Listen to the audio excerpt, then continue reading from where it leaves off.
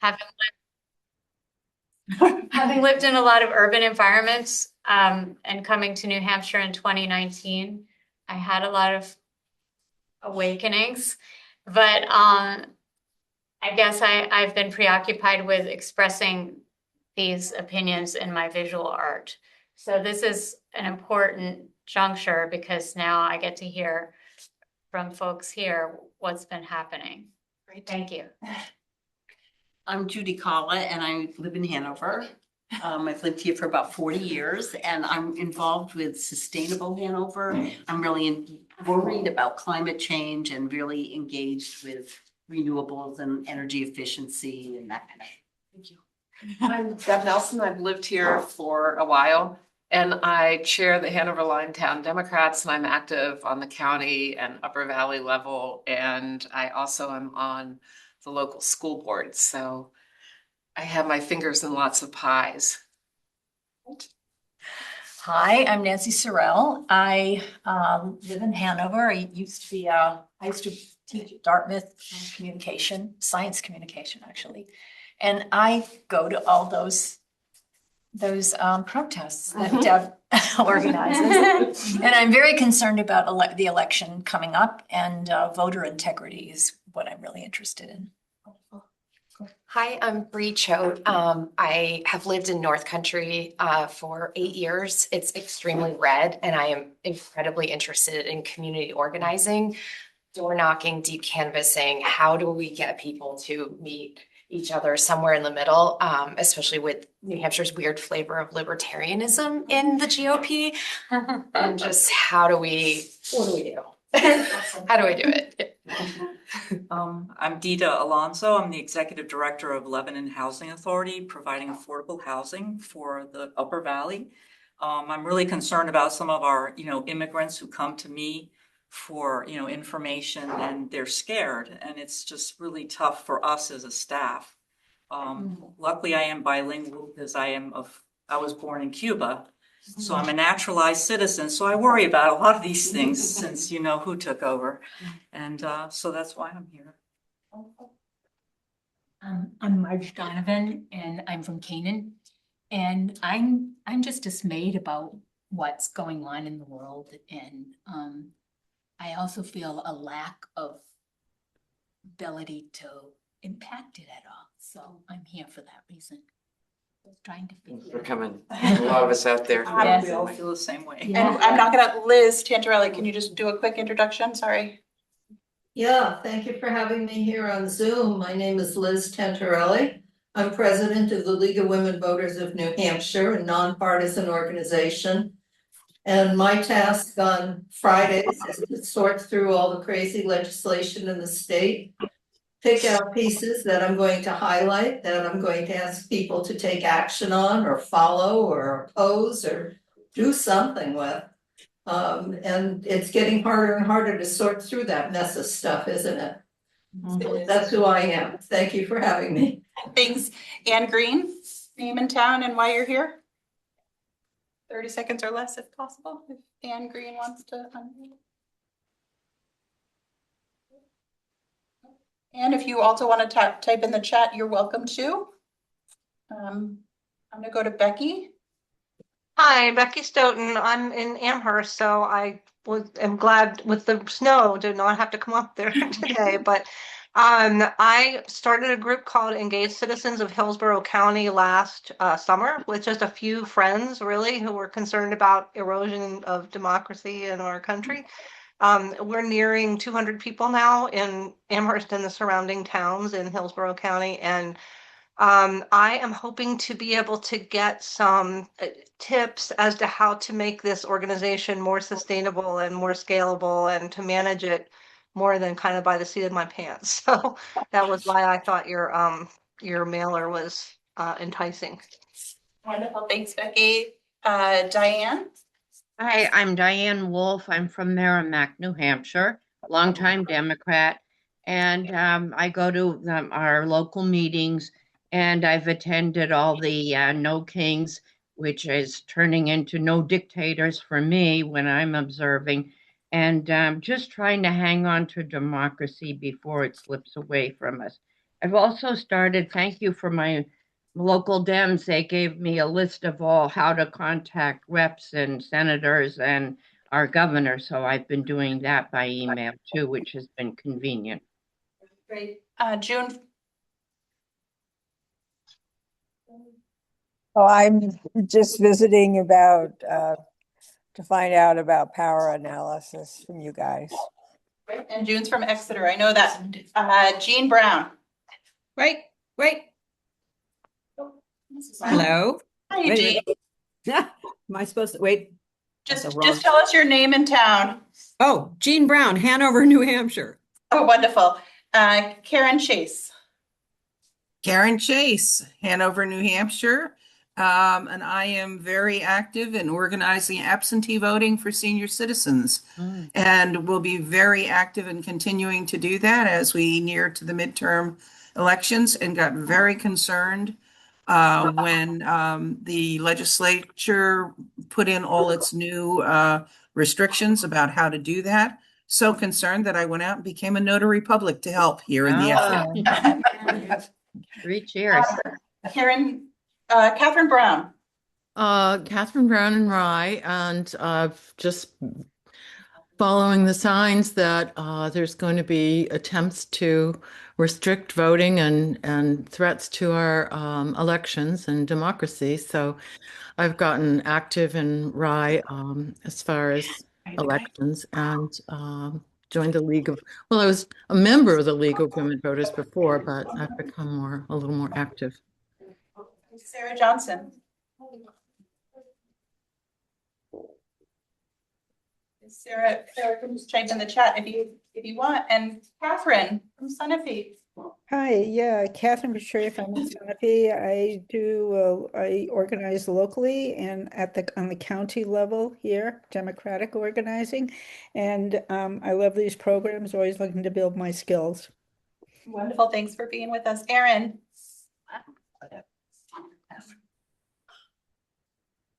Sorry, unmuting here. My son is eating dinner next to me. He's 2, so just bear with me. My name is Erin Walltower. I'm from Grantham, New Hampshire. I help to co-run the Upper Valley Visibility Brigade, the people on bridges. Here to just continue to learn how I can support my community and beyond. Thank you. Great. Kim?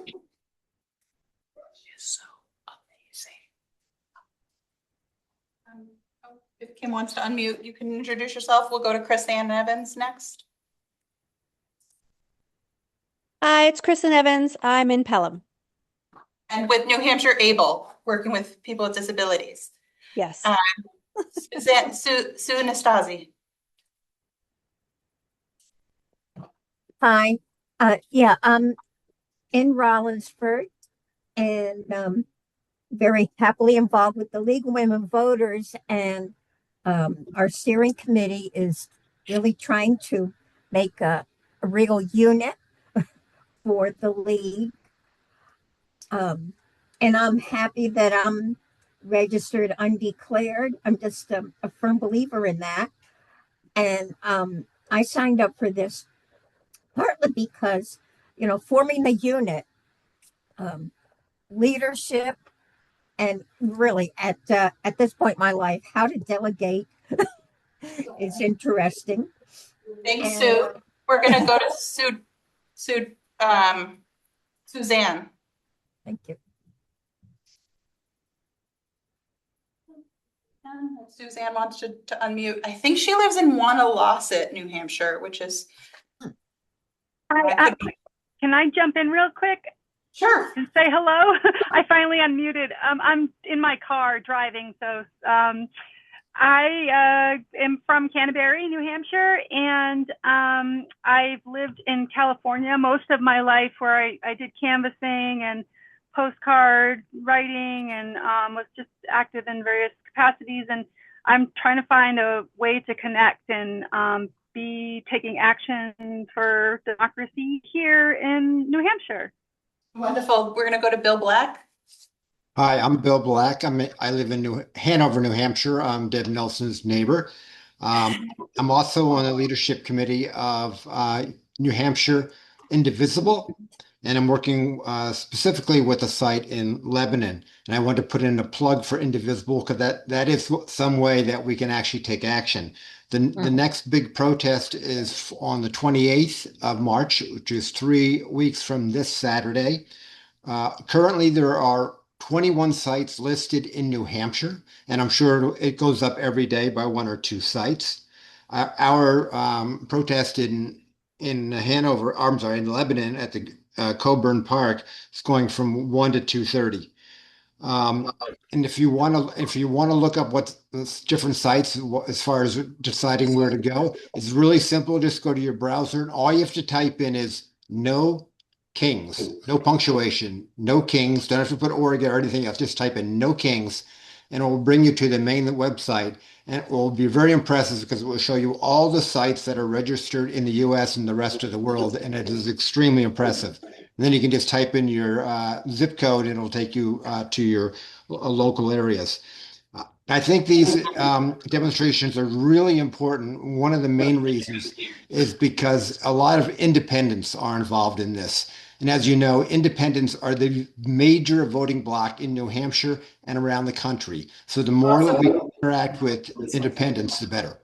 Thanks, Bill. And we'll all see you at No Kings. We're going to go in the room to do quick introductions. Go ahead. Because you joined us before we did the round, right? No, you did. This one. Sorry. Yeah. Oh, I'm Barbara McElroy. Welcome, Barbara. Where are you from? Hanover. Hanover. Awesome. And Sam didn't introduce himself, but go ahead. Here I am. Here, do you hear me? I can't hear you. I had trouble with a microphone. I'm Ann Green, and I'm from Orford, and I'm part of a group that's planning a lot of the big event on March 28th, and also we're looking at the election and what we need to do to rally people and make people aware of what their voting rights are, et cetera, et cetera. So I thought I would join this and see what I might learn. Wonderful. Thank you.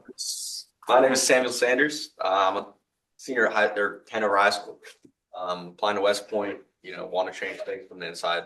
I don't really like what, who's doing. Yay, Sam. You go. And Lori, go ahead and introduce yourself because we're still doing introductions. Hi, everyone. I'm sorry I'm late. I'm Lori Harding and I'm coming late and I'm going to have to leave really early. But I was very interested in what was going on and really committed to this. I think it's going to be a big challenge to help things so smoothly and involved. Wonderful. Thanks, Carin. I'm going to turn it back over to you, Ray. All righty. I'm Carin Schiewe. I'm not going to go through my whole bio. Started out as a canvasser, went into community organizing. I've been around for 43 years in the organizing and pro-democracy arena. And I'm currently working with the Massachusetts Fight Back Table, which is a large coalition of organizations, about 100, including Indivisible and 5051, and a lot of our labor unions and community groups on a number of different strategies to stop the democracy from backsliding any more than it already has. And I'm delighted to be here. I grew up in Spofford, New Hampshire, and I go back and forth a lot. So let's do a quick review of the agenda, just so everybody's oriented to what we're going to do. I want there to be time for questions. It's a small enough group that you should be able to ask them as we go along. However, we do have to be out of here by 7. So that's a time constraint. But if I feel like we're going to run out of time on any one section, then I'll ask folks what you all want to do so that we can make those decisions together. The first thing we're going to do is a few community agreements. Then we're going to go into what is power. There are many descriptions of power and many ways in which power manifests. And so it's always good to share what our definitions of power are before we actually get into a power analysis. Because if you don't define things, they bite you in the back later. Then we're going to actually take a case study of a law that was passed, I believe in 2024, that's going to be in effect in the upcoming elections. It's a voter suppression law in New Hampshire, and Olivia will give us more background on that. We're going to use that as our case study. And so as we do the power analysis, and this will be kind of fun because it'll be like doing a do-over. So we're going to be a campaign committee, and it's going to be before the actual vote was taken and before we actually lost the campaign. And we're going to use that as our real-time example of how to do a power analysis and then what strategies come out of that analysis. Then we're going to go through actions we can take and do a quick evaluation and next steps. Does that sound right to everybody? Greetings. I am so sorry. How do I spell your last name? Schiewe. We'll also be sending the slides to everybody, by the way, at the end if you signed in. Hello, would you like to introduce yourself and tell us where you're from and why you came? My name is Kim Frost. I'm from Hanover, and I'm late because my husband was skiing and I didn't want to leave him out there in the snow. Why did I come? In part because my friend Marge invited me, Nice. but also because I've been a long member of the League of Women Voters and I'm eager to do what I can. And the Open Democracy Mapathon team. That's right. Excellent. Yes, that was an example of something that I felt like we actually succeeded. It was an exciting project. Yeah. Excellent. So we're gonna move to community agreements, and the two that we generally have, there's no silly questions here. So any questions that people have about anything, this is a good space to ask those questions. They're not, no question is silly. And then as we all know, some of us are more talkative than others. Some of us think more and we're quiet. And then we say something that's like mind-blowingly brilliant, and others speak out loud and talk. So if folks can just be aware of that and make sure we give everybody a space to participate in a way that they feel comfortable. Are there any other community agreements that would make people feel good about being here together tonight? And I just have everyone in Zoom muted, but if you want to speak, just raise your hand and then I'm going to call on the Zoom room. We're muting you on Zoom. Sorry. That's not a good community agreement. Any additions we should put on the list before we move on? Everybody thumbs up. All righty. So let's go to the next slide. So yeah, how many people get a kind of uncomfortable feeling around when we say power? I've been in, right? I'm going to say it. I mean, I've been doing this for 43 years. It still gives me an uncomfortable feeling. And there are reasons for that. So what are those reasons? Oh, did somebody? Well, I You guess want to say? I wanted to say that from a visual art perspective, Right. there's a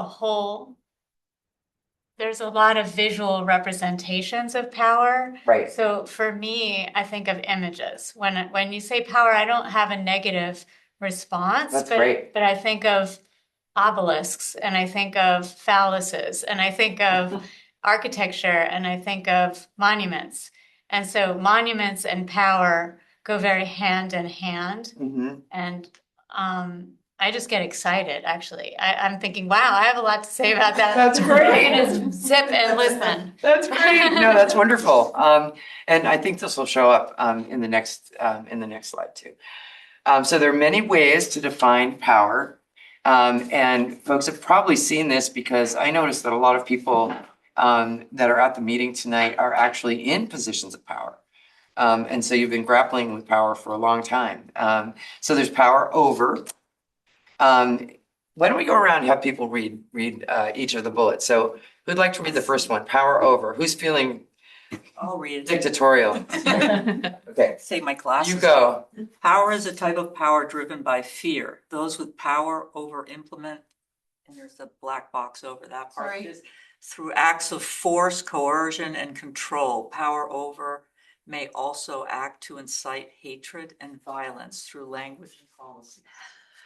Okay, so we don't have to talk about this much, but I'm sure folks, when you reflect on it, can actually think of some examples, right? Okay, so this is a big source of the discomfort that most people feel outside of this room who don't necessarily have a lot of connections with power. That is what first comes to mind for many people, particularly people that are most impacted by this kind of power. So. And how about the second one, power with? Who's feeling extremely collaborative tonight? Go ahead. Power with is a shared power built on respect, collaboration, and empowerment through relationships. Power with can be achieved by finding common ground among different interests and leads to collective action centered on connection and mutual respect. Power with is often synonymous with solidarity and accompaniment. Mm-hmm. Solidarity and accompaniment are really bubbling up to the top in the movement to be right now. People have probably noticed. And going to your point, actually, about how do you get people together around a common goal? So how about power within, which relates to all of this? Who'd like to read Power Within? Who's feeling extremely powerful as an individual tonight? I can just read. You go. I'm not feeling powerful. Oh, come on. Power within refers to the unique potential of every person to shape their life. It is based on the belief that every individual has the power to make a difference. Power within is often associated with individual empowerment and confidence. It is a recognition of individual agency. Correct. And many of us, if we're really lucky, are in situations where power is moving, where we're able to actually become more confident. And a lot of that has to do with the power with. So how about the last one? Power to. Let's who'd like to read that? Power to. Who's feeling really action oriented and wants some power?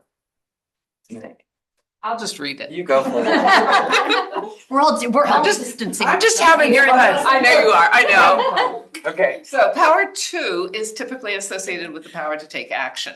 This may be formal or informal, but is often associated with decision-making authority. For example, police officers, I already want to substitute teachers for police officers, but I thank you. You have the power to do that. I may well change that. To decide who to pull over for speeding, however, oftentimes more than one person is doing it. This authoritative position gives officers the power to take action against drivers breaking the law by speeding. Can you tell this is dated? It is very dated. Can you tell this is dated? All right, so you've just actually encouraged me to change it. So I will. So when you see this slide next, teachers will be there. They're incredibly powerful. But it would not be punishment necessarily. I don't want power to necessarily. Don't worry, I'll think about it really carefully, but I think police. Yeah, all right, you already have. I think police is problematic right now. And thank you for spotlighting that. I mean, I think all the people around this table are power to. Absolutely. And in fact, we're here because we want to learn about power because we actually want to do something. We want to take action. So the power to take action. And a lot of us are feeling like we don't have the power to do that. Not that miraculously you're going to, I'm not going to be able to miraculously give you that power, but I think that that this is a good place to be if we're interested in exploring that. So tonight we're going to focus really on power to and power with. Those are the two kinds of power that we'll be focusing on. And I'm going to give a working definition. Next slide. Of the kind of power that many of us over a lot of years have been practicing as we look at organizations, campaigns, movements. And again, there's no one definition of almost anything in any language. But for tonight's purposes, we wanted to go over a framework about power that really applies, I think, to this moment in time. So when we're thinking about short and long-term victories and also what we're up against defensively right now, a good way to think about power is the capacity or the agency to win short-term victories. These may be, for instance, legislative. They may be electoral. They may be legal, and we'll hear about one of these examples tonight. But unless you're doing something else to really make sure that the power that you win when you win these things is actually lasts beyond an election or legislative cycle, then it's short-term power. And that's where a lot of us in the broadly speaking movement have been focusing a lot of our attention for the last at least 40 years, probably 50 years, on short-term victories that are electoral and legislative. And that is no longer working, and it hasn't been working for quite some time. So the second dimension of power is building movement capacity and infrastructure. And these are really interchangeable terms, right?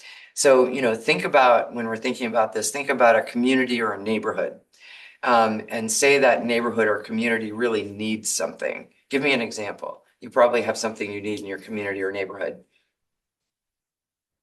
Clean water. Clean water, okay. And you're not getting it, right? And so building movement capacity and infrastructure wouldn't be just one or two people calling up a city councilor and saying we need clean water, or, et cetera, et cetera. It would actually be a concerted and intentional effort to build something that lasts over time. And one manifestation of this might be that you decide to organize the neighborhood. That, if you're an organizer, you go around and do some canvassing and listen to people and talk to people and see how many people in the neighborhood are really concerned about this. And you figure out a way to distribute leadership. So you might have people on each corner, being in charge of getting in touch with their network, et cetera, et cetera. You have an operating structure in the neighborhood, and you also have a way of moving people from entry level. I'd like to go and pass out literature to, hey, I'd like to learn how to do public speaking, or I want to go and testify about a piece of legislation. So it's basically looking at where do we want to be in 5 years, and what are we building? What are we building as we're doing all this frenetic activity 24/7? What's our vision of the infrastructure or capacity? Who's going to be around our table? What kind of skills and qualities are they going to have? And how can we actually set this up so that we do that? And how are we also focusing on the folks that are most impacted? Because in every equation, there are folks that are feeling the impacts more and folks that are feeling the impacts less. And oftentimes the people that are most impacted are not at the table. So that would be an example. And the third dimension, which seems nebulous to us, but really is less nebulous now because of social media and what we're up against, is shifting the narrative and culture, which seems like a really big job, right? But you know what? Culture has shifted a lot, right? Over the last 5 years, over the last 2 years, over the last 100 years for sure. And it's shifted for particular reasons. And culture eats strategy for breakfast. So we actually have to have a really good culture, okay? So what does that mean? For instance, there are certain narratives out there right now around various things that a lot of us, maybe 60 or 70% of the country in some cases, don't believe it. We don't believe that story. There's a whole nother story going on that isn't being told. Can anybody think of an example? Vaccines. So say more. So what's the narrative that is trying to? There's a whole MAHA group that is pushing the narrative that vaccinating your children is unhealthy, that there are all these things in your food that are terrible, and they're inflating stuff that's nothing's wrong with it. Right. And creating a mythologized narrative out there. Right. Exactly. So that's impacting people's beliefs. Some people have strong beliefs and some don't. And so when a narrative is out there like that, some people actually buy into it. And it really begins to shift culture. It shifts beliefs, and it also shifts how people are basically practicing their beliefs. Yes. Well, I guess the term that I heard that I was exposed to in 2016, maybe even before that, was post-truth. Like we're in a post-truth period, and that was in an academic environment. So there were people talking about how the undermining of institutional institutional and academic sources.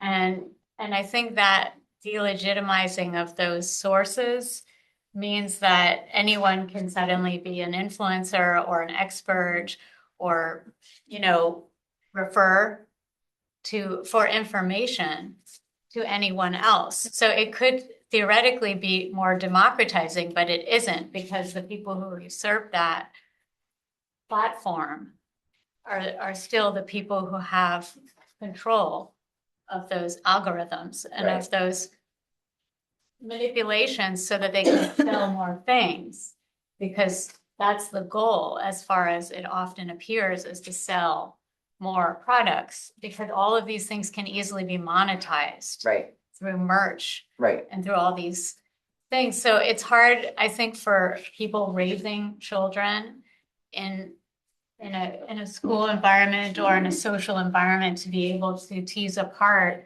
what's healthy for their kid to take in and what's going to manipulate or give them low self-esteem, or just kind of pump up this idea that's gonna hype the vote. That's gonna build the next generation that's gonna buy into these theories. And so I feel like it's hard to think about it in just one facet when it's so comprehensive. And so I think that when you have young people being acculturated to accept certain norms, then it's hard within the home to still establish boundaries and values. Yeah, I think a lot of us have experienced that as parents. I certainly have, and my son's 3. If you have anything you want to say about this, but I'll say one thing and then I'll go to Sam. Sam, if you want to say anything, we don't want to put you on the spot, but yeah, this is a good example of how let's take the proactive. So if a lot of us think that that's what's going on, and without science and without education, and facts are really being denigrated or actually in some cases erased, okay? And there are a group of us, which is probably pretty large right now, that feel like there needs to be some foundation of truth, and that the internet and social media have, all kinds of wonderful uses, and there are certain things that are not good. And if we build relationships of trust, we can shift the culture, right? Which is what you're talking about. It's a problematic culture, but just like everything else, it begins with a group of people having a vision of success that's different than the one that we're actually experiencing, and methodically going about a strategy to shift it. And I'm not going to promise that it will shift within 5 seconds, but if we don't have a plan and we don't have a vision of what the alternative is, then it's not going to shift for a longer period of time. Did you have anything to say about this whole, we don't know what reality is anymore? Don't be put on the spot. People who are younger were brought into this. What do you think? I will say that I don't trust what I see right off the bat as much. Yep. Just because, my friends will send me the most outrageous posts across the internet, and a lot of it isn't true. So I have to be a lot more selective in what I believe. Yeah, I think we all do. But what was that app that you were just showing me earlier about the news? Yeah, basically it compiles, it takes AI, right? And it goes across every news source. And then it compiles, the major headlines, and it creates a basically like live simulation of exactly where we're striking Iran and all of that. And it tries to bypass the sense of, are we being too liberal? Are we being too Republican? It just shows you what's going on in real time. Exactly. Yeah, that's a good example, and we don't have more time to do this, but this is a great example, right, of something that it's an issue, right, as people understand issues, but it's also part of our culture. And in order to actually shift the culture and shift the narrative around this kind of communication, we actually have to have an alternative vision of what we'd really like to see. We have to have collective action, and we have to have power. And if we do over time and sometimes quicker than we might think, we do shift the narrative and culture, just like we see more visibly the radical right has shifted narrative and culture.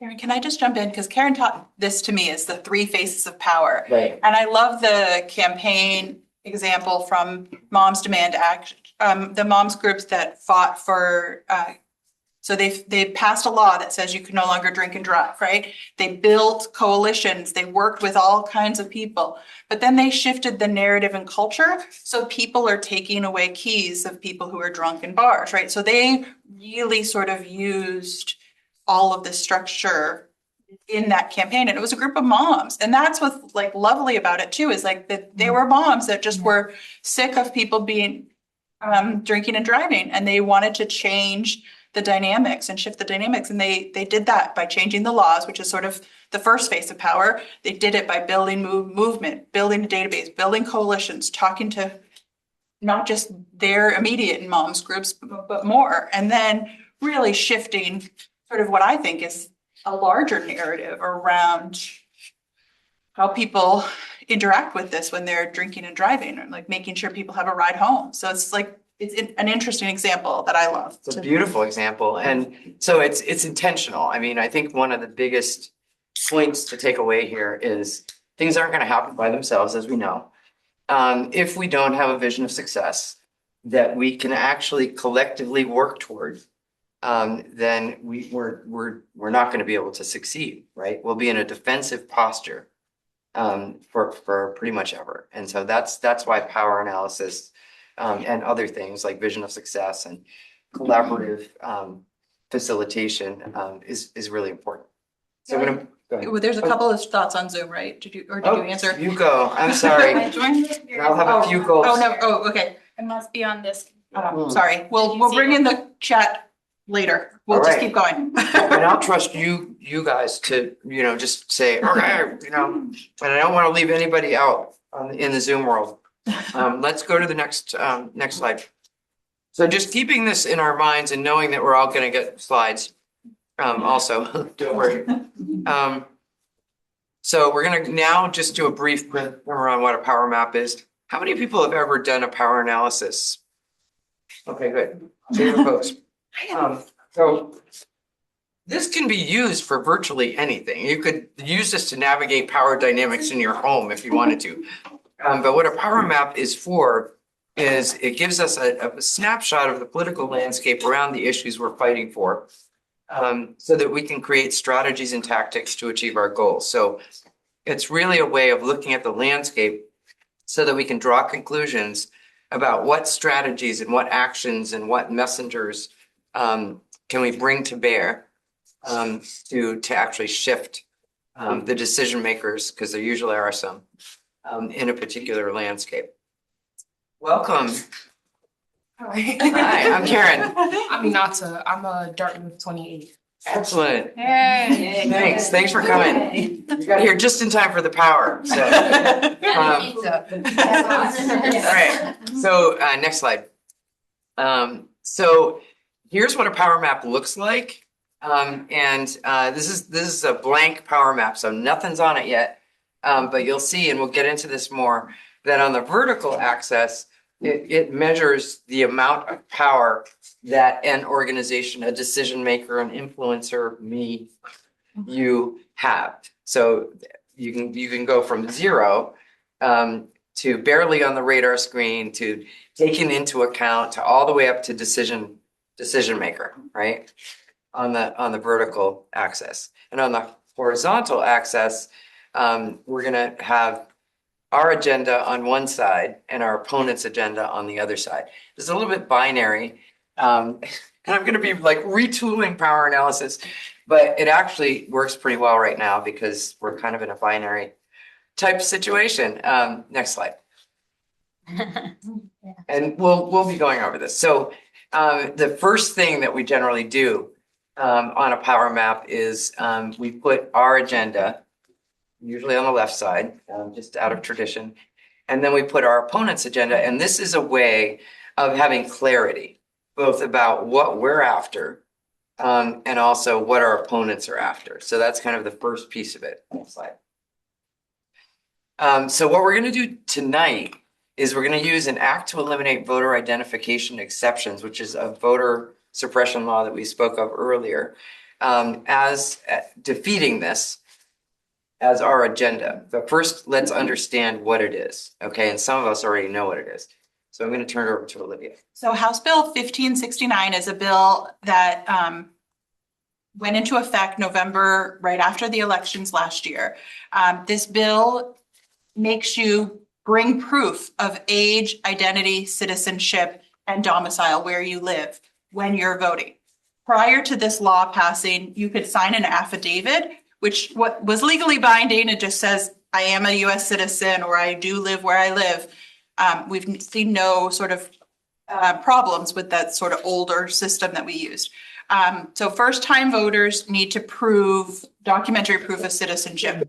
And this is only through a birth certificate, a passport, or naturalization papers. Those are the three things. Some people might have a real ID in your pocket, doesn't prove that you're a US citizen.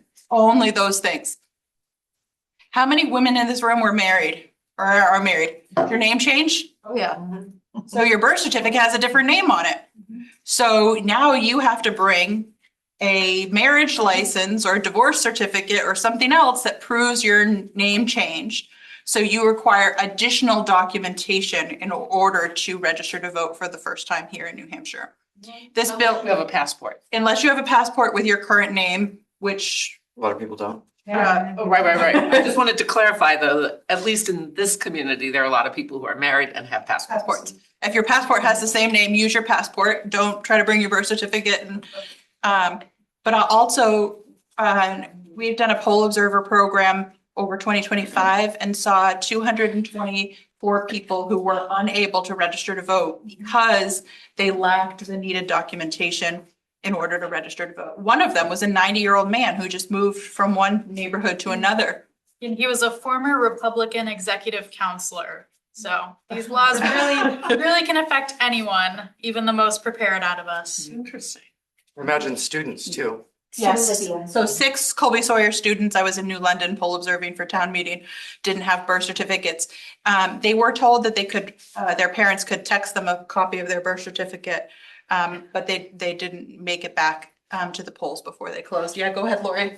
So one of the things that people can do, and I don't know how this is going to be set up in the polls, but I live in Lebanon, and apparently if the person who's trying to register to vote has lived in another New Hampshire community prior to that, it is possible for a connection to be made or an opportunity to go into the previous voting lists and identify that that person is indeed registered to vote somewhere else in New Hampshire, and that that's very legitimate, according to the Secretary of State. Yes. So, but if they don't live in New Hampshire, or if they haven't moved someplace in New Hampshire, it's a real problem. Yeah, and I think that this law that Lori spoke about, House Bill 464, was passed actually after this bill went into effect, and we saw the first round at town meeting where people were being turned away. So they created this sort of voter lookup thing. And that went into effect for the November elections this past fall. So I was poll observing in Keene, and people were able to scan the little app on the QR code and see if they were previously registered in New Hampshire, but then they weren't able, some voters weren't able to be found because they either their change of address and they were removed from the system. The list every 4 years. They passed another law that purges voter lists annually now. So we have an annual purge that just went into effect this year. Yeah, it took effect January 1st, everyone. So When did we purge? So everybody should make sure. Purge. They remove voters that maybe who have died or moved. And so this is a normal process where they go through the voter list. So the supervisors of the checklist are the sort of 3 elected people who go through the voters list. And I think the Hollis, they removed a voter in Hollis because they were like, oh, she graduated high school with my kids and they're 25 now. So of course she doesn't live at home anymore. And she got removed, even though she still lives at home as a 25-year-old. There's a great article about that. I know. So people can be purged. The other thing I've seen is people have moved their homes it from their name to a trust. And so that change in deed has also created that kind of thing too. And they still live there even though they sort of moved. My mom has her house in a trust now and not. People do. And so that kind of change of address thing has, change of deed, property deeds have created supervisors checklist to just have a document that says, oh, this person may not live there anymore, even if they may well live there if they've just put it in. But so if you've previously registered in New Hampshire and you move from one place in New Hampshire to another, then you're not. Aminata, can I put you on the spot? You're 19, right? Yeah. So you'll be registering for the first time in Hanover, right? Actually, I registered in Hanover last year. Last year. Because I'm from New York, so it's like they're both blue states. So I was like, my vote either state wouldn't have mattered. Also, I just didn't want any like problems with mailing my ballot. I just preferred to come in person and vote in person. But so you registered to vote for the first time last year. So this law was in effect and had to bring all of the different documentary proofs of citizenship, age, identity. Yeah, I had all of it. See, talking about at that point, I didn't have an updated passport, so I had to bring like all the documentation to prove like. But the other update is that this November, your college ID won't be sufficient for proving your identity. Right. Well, just today, a bad law, House Bill 323, removed student IDs past the Senate. So it still has to go to the governor before it becomes law, but. She's so bold. Well, we're gonna make sure she's calling We a have law. a raised hand. Sure. Carin Silverberg, do you have a question? Hi, I didn't get to introduce myself before, but I'm Carin Silverberg, and I've worked with a few things in the state of Connecticut and the state of New Hampshire to help out the League of Women Voters. I've been in different League of Women Voters groups in Connecticut and here in New Hampshire, and I'm currently living in Lincoln, New Hampshire. But just recently for the League of Women Voters, I did some surveying of towns to see how easy it was for a voter to find information about voting and what you need to vote and where your elections are, et cetera. And one thing I learned about women that have changed their names is through the Secretary of State site in New Hampshire. I learned that you can go to your town clerk and request for free any vital record that you would need to vote, as long as it was from the state of New Hampshire. So women that got married in the state of New Hampshire are going to vote in New Hampshire. Well, I don't know if they have to vote, but we're married in New Hampshire, can get their marriage certificate for free. Now, they can't use it except to register to vote. So they'll get it for free, then they have to give it to the clerk.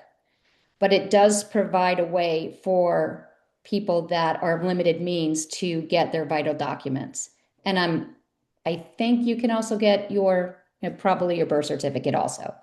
But again, I don't know if that is a law or if that is something they're just doing. But if you go to the Secretary of State site, you can see that you can obtain these documents for free. Yeah, that is something that they're doing, but there is a bill, House Bill 365, that helps make that happen, but hasn't yet been signed by the governor. But the Secretary of State's already starting to but you have to know in advance, you can't be registering same day. Right. In advance, you need this document. You have to go on to the Secretary of State's website, find out where their free vital record form is. And then it takes about 2 weeks for you to get that document. Right, you have to be prepared, right? You can't. You weren't married in New Hampshire. Right. Then you Yes. have to request a marriage certificate from the state you're married in and pay for it. Exactly. Right, it's just something to tell people now, Right.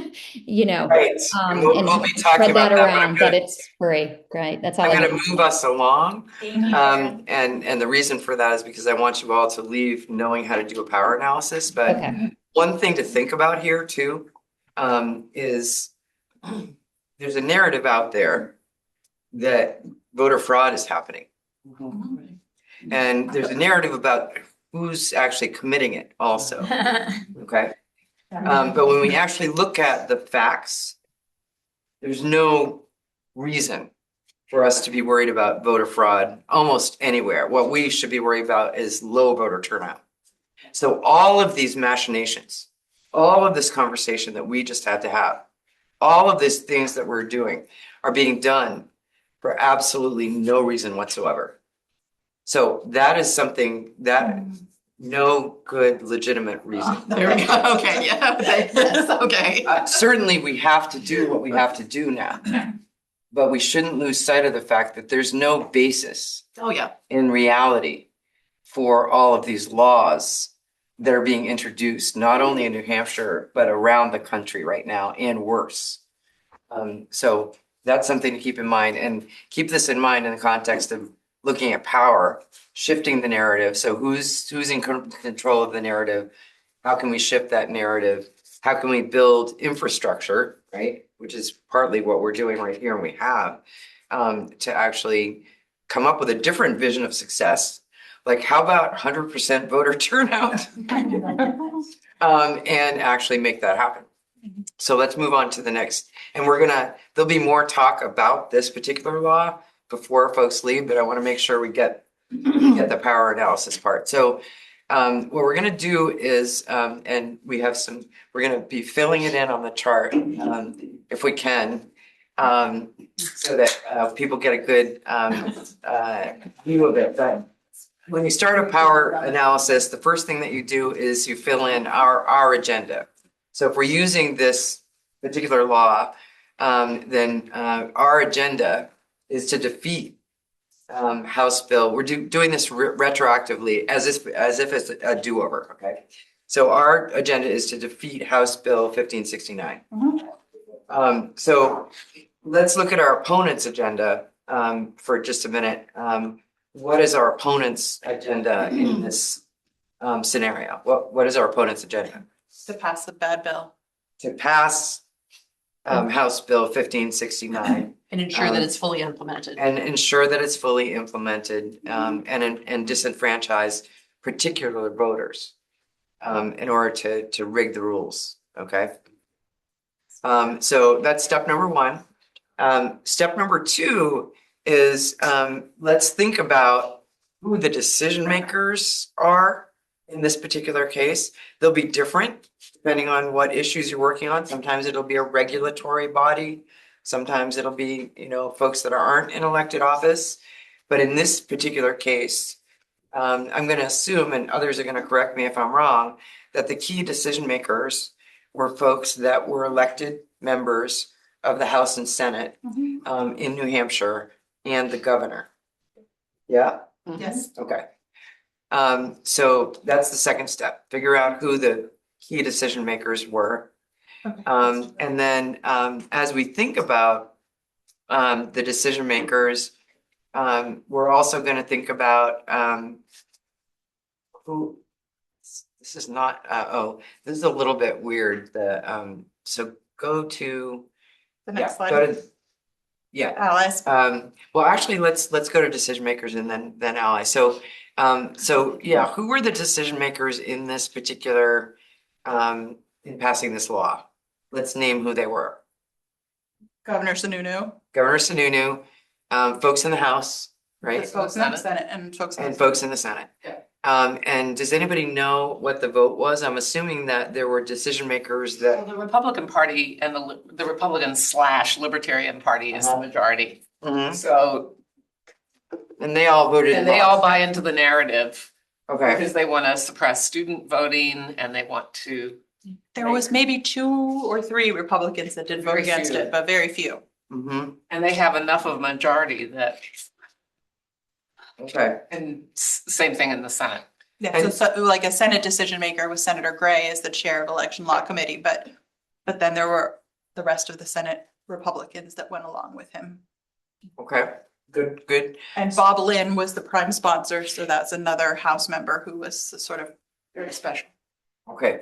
So former Supreme Court judge. Just about women, isn't that rule also affecting women? They don't want women to vote. Correct. Oh yeah, no, absolutely. That's a target population, right? All right. Going back to the decision makers, though, in most cases you'll find there were decision makers who were opposed.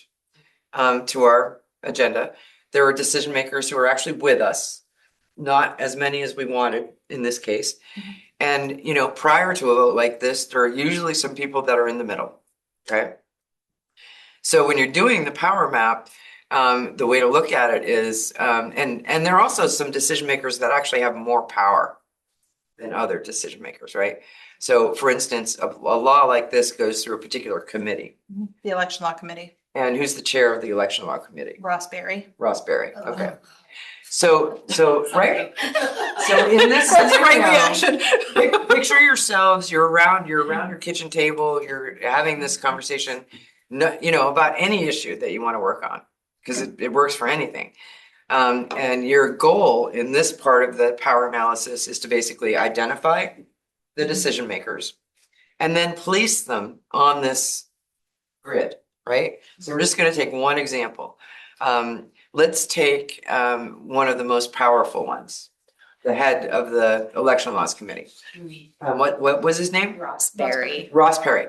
Okay, so in terms of Ross Perry, and when you look at our agenda and our opponent's agenda, you look at the horizontal axis, where would he be? Die hard. He would be a diehard, our opponent's agenda, correct? Yes. And when you look at the vertical grid, Sorry. I love We're seeing gonna put on a everybody up. whiteboard. Put a whiteboard. Yeah. Okay, and when you look at the vertical grid in your mind right now, and where was his position in terms of the amount of power? Yeah, a lot of power. So he was like way high, right? All right, so that's the idea. That's the idea, and this can be painstaking. Painstaking for me to Yeah, draw. this can be painstaking for you to draw. This can be painstaking if you're having this conversation, but it makes a lot of sense to have it, no matter what issue you're talking about, because getting to a level of detail and knowing exactly who the decision makers are gives you an essential piece of information about your strategy. And identifying who we call it the primary targets are is also really useful, right? So, you know, in this particular scenario, one of the primary targets was the chair of the election laws committee, correct? And there might have been some other ones as well. So it's important in terms of when you're thinking about like who are the messengers going to be and how to put pressure on individuals, because we're in a finite world, we need to prioritize. Yes. You said one of the primary targets Yeah. would be Ross Berry, but wouldn't you want to target somebody who was high in power and somewhere in the middle on this? And that's where you have the potential to make some difference. Exactly. So good point. You mean like So a flip, a person you could flip? exactly. Yeah. So exactly the meaning. So a primary target, you could decide, for instance, to neutralize in some way a person that's opposed to you, which is this guy. But this point is a really critical one. There are folks that might also be pretty high up in terms of power who might be able to be persuaded. But the key point here is to identify who the decision makers are and figure out basically who has the most power to deliver what you want them to deliver, and adding your point to it, who can actually be persuaded and influenced, and devote your resources there, and don't leave your flank unprotected. Know what what the key decision maker is up to, because what he's doing is really going to influence what you're going to do. That's what we did with the redistricting work, and Excellent. Sununu vetoed the congressional map. Not the others, unfortunately, but the congressional. Senator Carson as your sort of example of somebody who might be somebody more, able to persuade, right? She at least cares about civics. So the next part we're going to go through is, who our allies are. And we're going to go through the same exercise. So, and we're not going to be extensive here because I just want you to get a sense of how to do it. But when we think about this issue, who are and when we talk about allies, we're going to think about organizations, not individuals. There'll be a place for individuals, but folks who are involved in this campaign, or just make a good guess, who were some of the organizations Oh, there's one that, with, oh. But there were others too, like League of Women Voters was Oh, probably. yeah, the ACLU, I know, I just figured I would start Open with Democracy. Lydia. What other organizations? Wouldn't Planned Parenthood be a? Planned Parenthood was opposed, yeah. Yeah. Okay, so we're gonna do the same thing for our allies. So let's take Planned Parenthood. When you look at the horizontal axis, where do you think Planned Parenthood falls in terms of our agenda? Die Hard on our side. Mm-hmm. And when you think about Planned Parenthood and you think about the capacity that they might have, and we all have different capacities, where do you think they are on the vertical power grid? Barely. I mean, they've been Squinched. totally shut down. We have to think about it in the context of HB 1569. Okay. Is it 1569? Yes. And also the decision makers. So let's think about it not out of context, but in context. In the context of this developing power map with the decision makers that we've currently identified and the main targets that we think we have, how much power would I don't know. I'm just asking you. I don't think Planned Parenthood has much power. So where would you put them? Ross Barrier. Barely on radar, taken into account? No, not at all. Barely on radar. Might backfire in your face, which is a consideration. On the radar. Barely on the radar. Okay, barely on the radar, great. Thanks, Jean. Thank you, Jean. So now let's think of another organization, at any organization. What? League of Women Voters. Okay, League of Women Voters. So Yeah. where would the League of Women Voters be in terms of the horizontal axis? They're very. Die Hard on our side. Yeah. Okay. Negative. And where would the League of Women Voters be in the context of this? When we think about the decision makers? I think the committee listens to Liz. She thinks into account. taken into account. Great. Yeah. Liz, you're on the call. What do you think?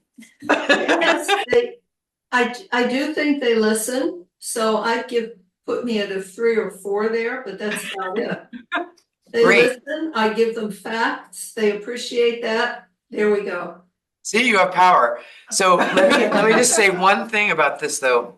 We're not doing this, as extensively as you might do it in your living room or in a meeting.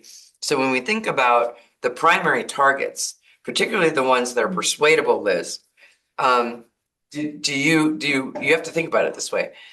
Does the League of Women Voters have power and influence with those particular folks who are on the elections laws committee, perhaps, but not decided yet or even leaning toward our position? Yeah, that's why I put us at a 3 or 4. All right. So you were thinking about it very specifically, and that's my caution. Yes, thank you. We don't want to think about things theoretically. We want to really nail it, right? So let's think about are there other allies that are actually going to be directly impacted and impacted more than others, but don't really have the capacity to engage? The Republican Women's. Thank you. This is so amazing. I want to stay. Well, I'm thinking about students. So let's think about student organizations. Oh, And let's think about equity.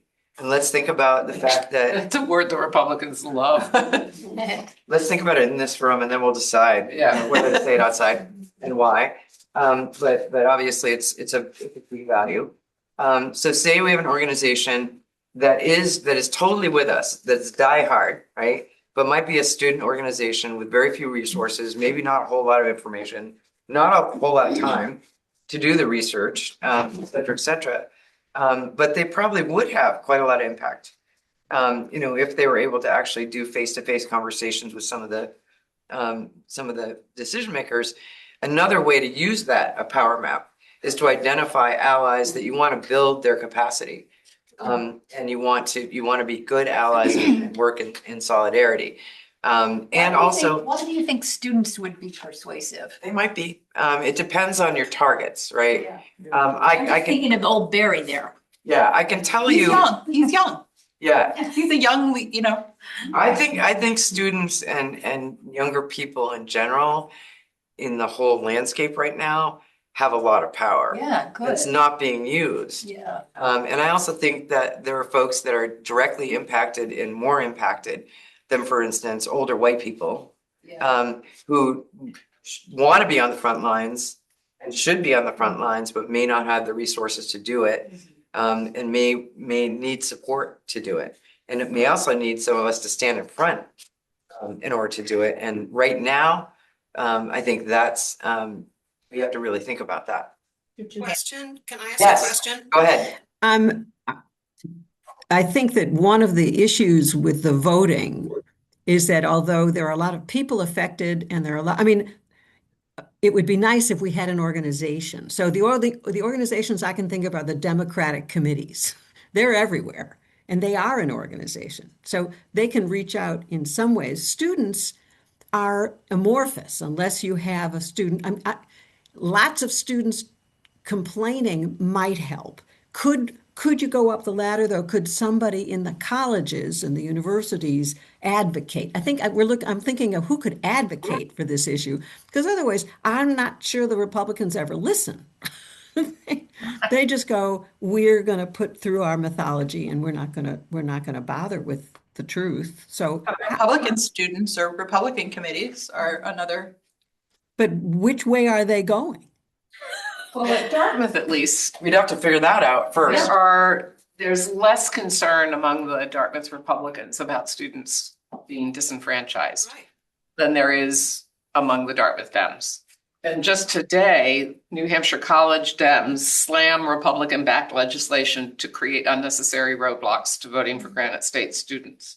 And this was a press release of the UNH College Dems at Dartmouth, New England College Dems, St. Anselm College Dems, and they released this following statement, which is great, but the Republicans are just going to go, yeah, that's you want to vote, and we're trying to keep you from voting. All right. Allies we have. I mean, I don't know what other allies, you could name. That's great, Deb. I love that they put this out and they have an entity. And we also have Carin, sorry. Karen's hand in the One more hand from Carin, and then One other ally I think we have is the Democratic powerhouses in the districts that the opponents come from. So they could organize their voting blocks to vote against, or, to give money to opposing candidates. There's always that way to make the powerful less powerful. thank you, Carin. We're going to actually get to influencers in just a minute, and that's a really good point. That was exactly the point I was going to make. All right. Let's target the people All right. who we might be able to, who live in those districts. Right. And that 5 calls a day model. Yes. If you find the people who live in that district and you get them to call the office or go there and do something, Right. every day. So voters in Ware and Goffstown, you're naming. Yes, and if they get 5 phone calls, if people freak out. So allies, you understand why we're actually going through this. Also, it's important to look at ourselves, like how much power do we have? It's always a moment of truth. But it relative to the decision makers and the context that we're in, I think it's a very, it's an eyes open approach. We do the same with opponents. So, who is basically opposed, and how much power do they have relative, again, to an analysis of the decision makers and primary targets. Let's go to the next one. We're not going to belabor this. People are getting it, right? You can see yourself doing this with any issue, including house cleaning in your house. Believe me, I've tried it and it works. Right. So now, again, really specific to the context. We've come up with, a list of decision makers that's very specific. We know what the primary targets that we have. And now we're going to think about influencers, people that can actually influence those particular decision makers. Okay. So when I think about that, I think about, you have to think pretty deeply about who that person is. And, do they go to a golf club? What church do they go to? Who are their neighbors? Who are their friends? Who are their donors? what other individuals might have influence over elected officials in their community or in the neighborhood? Spouses. Spouses, family, friends, Mothers. mothers, local media, People in their church. people in their church, Professional networks too. professional networks, exactly. So that's another piece of the chart. Once we have allies and opponents. And you can see, you picture yourselves, you have at least a 3-hour meeting, I think, but you're starting to see some real actions that can be taken and starting to think about, well, what could these actions be? Who might the messengers be? How might this escalate? How could we approach different targets with different strategies because they're in different places? Some of the primary targets may even just need to know what the basic facts are. Others may be, ready to actually, they're leaning in a certain direction and they need more persuasion. Still others you don't even want to mess with, and you know who they are. So strategy starts coming to the fore. So yeah, influencers. And then here we have other key stakeholders. So other key stakeholders would be also individuals, but they might be large, in this case, voting blocks. Like you mentioned, that obviously women are on the target list, right? So why would it be good if all women couldn't vote or many women couldn't vote? Who else is on the list of folks that would be disenfranchised? Probably, first, although it's interesting that what the stories that you've told, it's hitting a lot of sectors, but who else do they not want to vote? Poor people. Poor people. Who else? People of color, students, right? All the folks that actually, now it's probably 60 or 70% of the country, but if you look at it from, from their point of view, then it's all the people that wouldn't actually vote for them, would actually vote against them. Although, yeah, I think the MAGA coalition is has a lot of people in it who I suspect are working class, don't have access to those documents, may well find themselves locked out at the polls. Yep. There were not that many Dartmouth students who showed up. I was there when we were registering people to vote in November. And they had their documents, they could get them. I'm not saying their strategy's right. Yeah. Look at what they're doing with redistricting. That's called backfire, right? That could happen, but the intention is to disenfranchise people that won't be voting for them, and it's very clear who those folks are. So other key stakeholders, and when we think about this, we can think about geography. So when we think about geography, and we think about students, for instance, where would we find large numbers of students? Right here, right out here. Democratic districts, Dartmouth. Yes, we find them. We find them very close to where we're sitting right now. So if we wanted to engage other key stakeholders, those are going to actually be impacted the most. In fact, say we wanted to engage students, we might start by just educating students, or students are educating themselves right now on this. But the ideal scenario for the Republicans, and they're probably not even Republicans, but the ideal scenario is to actually have people discover way too late that they need all this documentation, right? And so if we wanted to be proactive, we would be starting really, really quite early, now. Well, we are having those conversations. I meet regularly with the head of the Dartmouth Labs. Absolutely They know this. Not surprised, no. I'm just getting to where I need to go. So this is another really good thing to think about. Once you complete a power map, and people have the hang of it now, right? We're going to give you a resource too that walks you through steps, but this is a really great tool. So the spectrum of allies is basically a way of looking at, the same kind of thing that we were looking at, but in a different way. So we've got active opposition, we've got passive opposition, we've got folks in the middle who are really critical. We've got passive allies. So we've got people sitting there going, I agree with you, but for one reason or another aren't engaging. And there are different reasons. And then we have active allies, and there are never as many of them as there need to be. And Olivia, you organized this to get us from that blue to that green brew, right?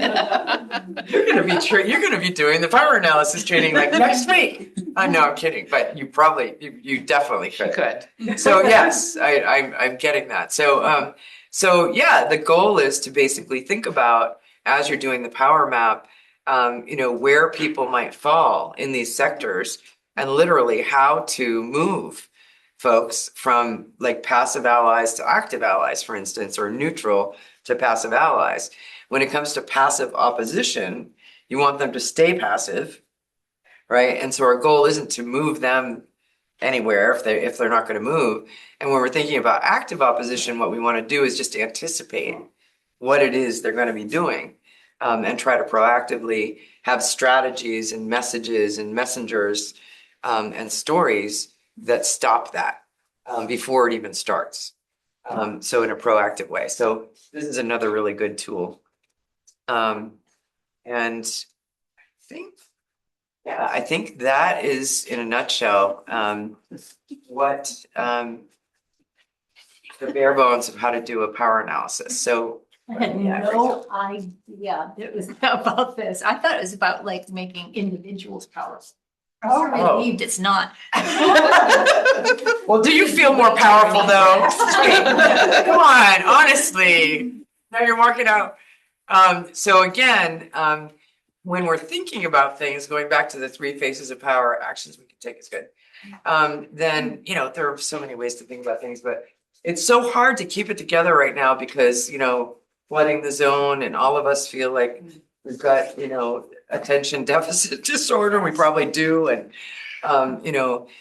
that's deliberate. And so I like to think of categories that help me organize my brain, because that really helps me organize everything else. So in terms of actions we can take, the categories that I think about are winning short-term victories. Right now, there's a legal case about this law. I was going to ask, right? I'm like, is the ACL, because at the national level, it was determined to be illegal. So, okay. Okay, we're on target. So it can be legal or legislative or electoral, right? So there may be legislative candidates that are running, or others that are running at all levels, who are in favor of democracy in general and in favor of or against voter suppression. Those would be an example of that. And so almost anything that you can do around legislation, elections, or the legal case falls into that category, okay? Building movement capacity and infrastructure. This is not a short-term problem, right? Shifting narrative and culture. It's about, basically educating people about what the real facts are, what we need and what we don't need. And also organizing communities and organizing, getting information so that we can not only fight these attacks, but we can also proactively, over time, open up and expand democracy. So what are we building? What capacity needs to be built, and how can we be building this capacity while we're doing the short-term stuff is the question. Shifting the narrative and culture. What is the narrative out there right now? Lie. Right, about any issue, right? What is our alternative narrative? What is the vision of success that we would like to see? How can we weave that into the short-term victories that we're trying to win or trying to defend?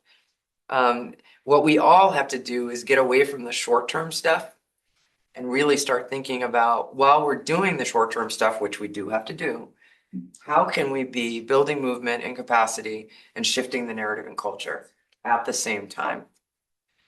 And then I'm going to turn it over to Linda. So we just want to sort of talk about, first of all, you can be a poll observer and vote on March 10th on Tuesday. You can talk to your state reps. You can advocate for more inclusive voting laws, which we might need new state representatives to do. So, we might have to sort of think about a different kind of power that's needed at the State House. You can join open democracy teams that are meeting weekly about what actions you can take. You can educate voters about what they need to participate and what they need to register to vote. We met Sam here in the library, and he's gonna hold a voter registration drive at, the high school. So like, it's like, we're already building power as we're talking about these things. We can talk to our friends and neighbors about what we've learned today. I just want to say, I went to the Martin Luther King celebration in Rollins Chapel, and a lot of people were talking about what we need. And it was so interesting how they kept using the words political imagination. Yeah. So I just thought it just sounds, that sounds like something we really need. Some Totally. Yeah, I mean, it's not like things were really perfect before all this happened. And that's the other thing. I feel that it's not just a matter of, we've got to get Democrat bodies in here. The system wasn't working. It wasn't working for lots. It hasn't been working since we actually founded the country. So, on all these principles that we haven't been following. Like first we wipe out the native population. Yeah, let's start with that. Enslaved people, and then et cetera, et cetera. So yeah, no, that's what that political imagination thing means. But so we're gonna have to get out of here really soon. So sorry. What are some takeaways? What are some highlights? And also what are some improvements that we want to suggest for the next time? A little packed into I just love how concrete it is. Thank you. Because I've been trying to find something to do and everything is just kind of smoke and yes, this is way more. I like how concrete it is. Good. Maybe another half hour. But when people come, I could talk about this. But I think that's forever. good. Right? Yeah. It's not rocket science. It's just breaking down what we have to do. Right. True. Yes, it's being intentional, right? Yeah. Any other thoughts, any other highlights or improvements to suggest? Because this is our first run with this, so. I love that you highlighted that we do need those short-term wins to continue to build momentum, because if you don't win, you don't want to go anymore or be involved. Bringing that to Democratic committees, because up north, we're just having this empty room problem. Yep. And I want to start doing community events so that we build a community around that, and we're not starting from scratch every 2 years or worse, every 4, Right. which is terrible. So that's what I'm trying to bring to my Democratic committee, but. Great. Well, I'm always around in the background, but if anybody wants to know more about the 3 faces of power, I'm sure Olivia, right, has resources and readings people can do on it. And it is a really good framework to be using right now, because we are not going to be where we want to be within a number of months. It's going to take us a while to really get to. Any other highlights? For me, it's sort of like the need to educate right away in terms of the voter suppression and what you need to bring to the plate. I mean, now is not too early to be Not at all. putting things out publicly. Yeah, not at all. Yeah. I would also say, I know Carin Chase, who spoke to the fact that she's a notary public, and she did that specifically to help with absentee ballot requests. But I'm sure there are people who are on the Zoom call. I think we have a good number in Hanover because I got notarized as well. But it may be something, Bree, you want to do. Dustin and I have talked about it. I just gotta. It costs money. It costs money. But there might be other people in your neighborhood who have it. Right. Yeah. It doesn't have to be you. Yeah. Well, I mean, the good thing is you can think about also what you want to build.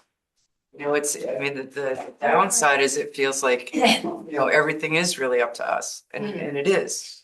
The upside is a lot of things that weren't really working are getting torn down, and they need to be rebuilt. Those words of hope. We gotta get out of here.